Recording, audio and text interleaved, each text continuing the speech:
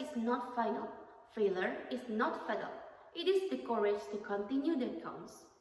This word by Winston Churchill that remind us that failure isn't something to be feared, it's something to learn from. Assalamualaikum warahmatullahi wabarakatuh. Hello everyone, my name is Revani Putri Ananta. You can call me Fanny. I'm 19 years old and I'm from Politeknik Pelayaran Malahayati Aceh.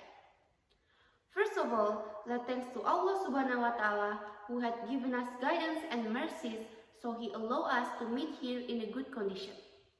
Secondly, may salawat and salam be with our Prophet Muhammad Sallallahu Alaihi Wasallam who had guided us from the dark to the brighter world that we have felt right now. Before I begin, I want to take a moment to reflect on a time when we faced something difficult, something that didn't go your way. What did you do? Did you give up or did you keep going? This moment of reflection matters because today I want to talk about something we all face, setbacks, and how we can turn it into stepping stones. Nevertheless, the honorable judges and all of my blossom audience, let me ask you first, who has ever experienced failure? We all face moments when things didn't go as we planned. Maybe it's a disappointing result, a lost chance, or a goal that slipped out of reach. When those moments come, it's easy to feel like giving up. Am I right? So, let's see a real example that happened in history. A great world inventor who was very influential in our lives till this day, Thomas Edison. He made 10,000 failed attempts before finally succeeding in inventing the incandescent lamp.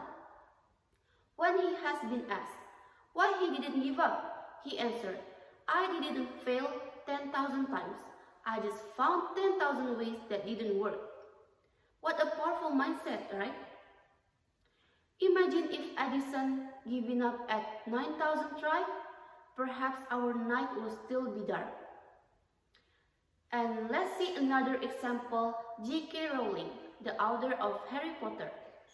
Her manuscript was rejected 12 times by publishers before finally accepted.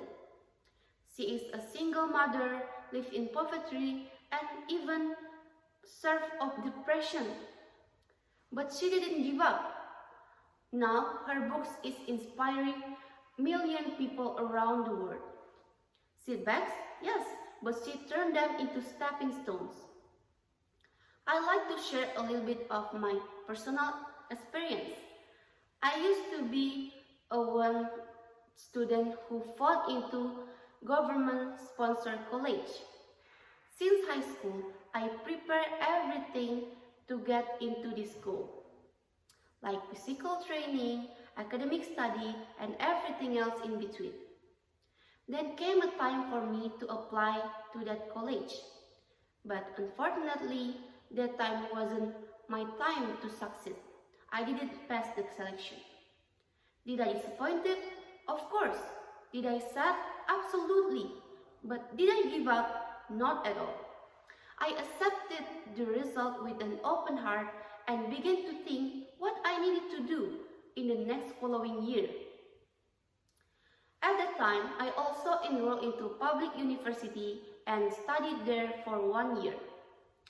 I studied every single day from morning till afternoon, and then I continued studied at night to prepare for the selection test. And then came a time for me for my second attempt. I poured all my energy, all my time. It's a little bit tiring, but I'll do everything to reach my goal. And finally, I made it. I accepted to get into government-sponsored college, Ministry of Transportation. So, ladies and gentlemen, setbacks are signs that we are failed. They are signs that we are growing.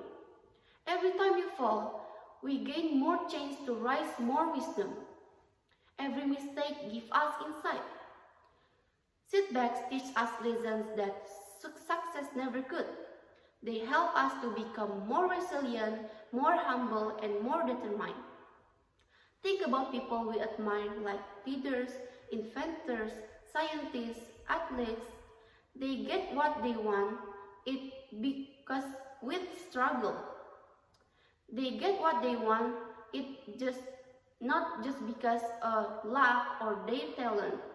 It's their mindset. They refuse let the failure stop them. They turn it into stepping stones. And eventually, those stones become a path to their success.